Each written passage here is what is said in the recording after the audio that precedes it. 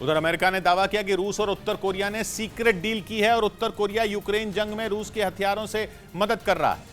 America ने यह भी दावा किया कि उसे वो रूट पता चल गया है जिससे रूस तक हथियार पहुंचाए जा रहे हैं। रूस और उत्तर कोरिया दोनों अमेरिका के दुश्मन हैं और अमेरिका को शक है कि यूक्रेन जंग में रूस उत्तर कोरिया के हथियारों का भी इस्तेमाल कर रहा है और अगर उसका शक सही साबित हुआ तो ईरान के बाद उत्तर कोरिया भी बाइडेन के निशाने पर होगा। किम जोंग उन वैसे ही अमेरिका से उलझने के लिए जाने जाते हैं और अगर उन्होंने पुतिन को हथियार दिए हैं तो फिर जो बाइडेन का मूड खराब ही होगा, क्योंकि यूक्रेन जंग में पुतिन उन देशों से हथियार ले रहे हैं जिनसे अमेरिका का 36 का आंकड़ा है और इसीलिए बाइडेन परेशान है। अमेरिका ने उत्तर कोरिया और रूस के बीच हथियारों की डील का ही दावा नहीं किया बल्कि वो रूट भी बताए जिनसे उत्तर कोरिया रूस तक हथियार भेज रहा है। अमेरिका ने दावा किया कि पुतिन तक किम के हथियार पश्चिम एशिया और उत्तरी अफ्रीका के जरिए पहुंच रहे हैं। पश्चिम एशिया के देशों जैसे ईरान, अर्मेनिया, सीरिया और उत्तरी अफ्रीका के देश सूडान से रूस के रिश्ते अच्छे हैं और इसीलिए अमेरिका को शक है कि उत्तर कोरिया अपने हथियार पहले वहां भेजता है और फिर वहां से वो रूस पहुंचाए जाते हैं, जिसके बाद रूस उन हथियारों को इस्तेमाल यूक्रेन में करता है। अमेरिका की खुफिया एजेंसी का कहना है कि उत्तर कोरिया से हथियारों की एक नई खेप रूस रवाना की गई है, लेकिन उसे यह नहीं पता कि वो वहां तक पहुंची या नहीं और अमेरिका लगातार यह पता लगाने की कोशिश में जुटा हुआ है।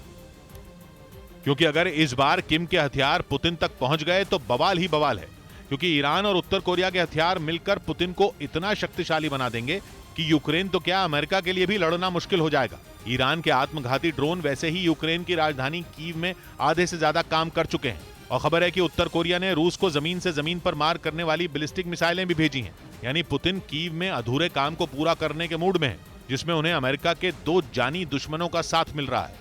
हालांकि अमेरिका अभी ये पता लगा रहा है कि किम के हथियारों की नई खेप रूस पहुंची भी है या नहीं, क्योंकि अगर उसे यह पता चल गया कि हथियार रास्ते में है तो वो पूरी कोशिश करेगा कि वो पुतिन तक ना पहुंचे।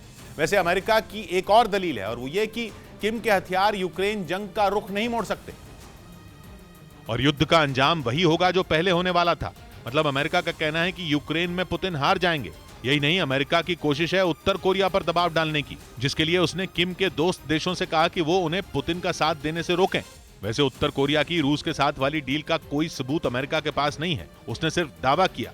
जबकि सितंबर में उत्तर कोरिया ने कहा था कि वो रूस को हथियार या गोला बारूद नहीं दे रहा और भविष्य में भी उसका ऐसा करने का कोई इरादा नहीं है। मतलब पूरा चांस है कि अमेरिका का ये दावा हवा हवाई हो और वो उत्तर कोरिया और रूस के बीच हथियारों की डील की बात सिर्फ इसलिए बोल रहा हो क्योंकि वो उनसे अपनी दुश्मनी निकालना चाहता है।